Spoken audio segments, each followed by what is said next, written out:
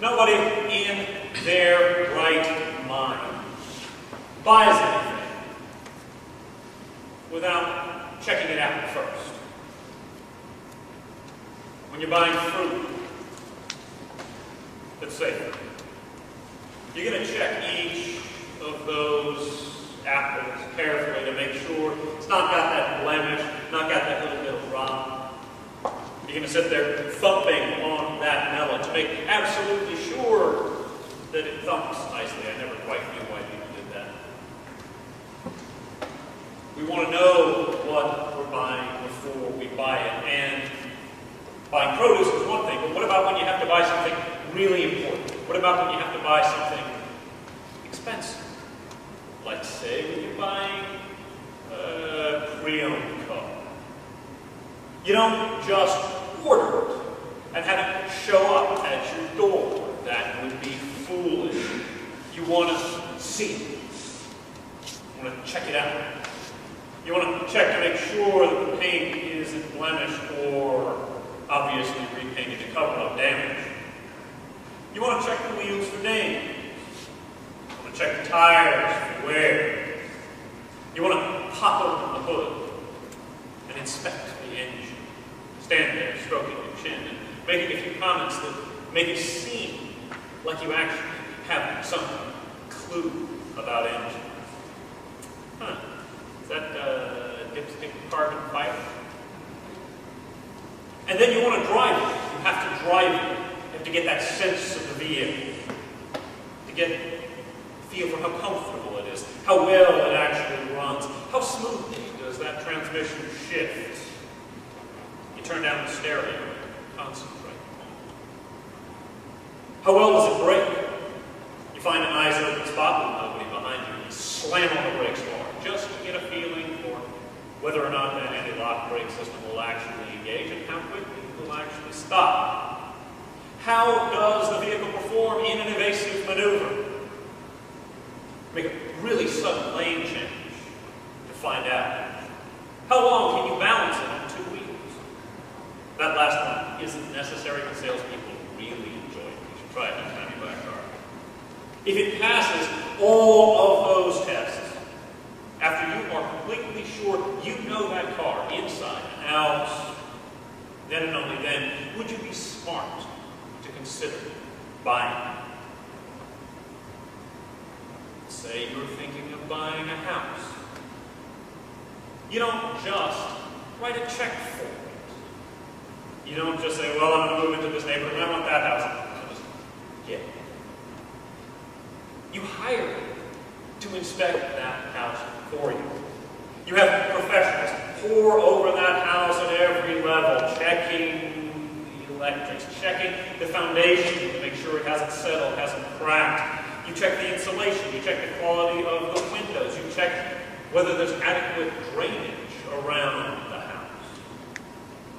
And it's not just the house you examine. You start inspecting the neighborhood. What do the neighbors' houses look like? Do they have too many toys, too many cars in their front yard? What about the school? What about the resale values? You start doing research, and examining and exploring and poring over everything because it matters. It matters. It's an important purchase. You want to know every last detail about that place before you hand your soul over to a mortgage company for 6.25% for the next 30 years. And we do buy things without seeing. When you're buying something online,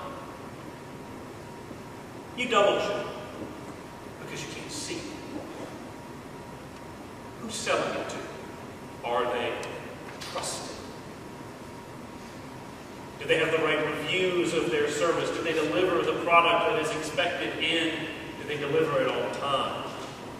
What is the reputation of that thing you are buying? You check out consumer reviews and industry magazines, and you check through to make absolutely sure that everybody who's ever purchased it has been happy.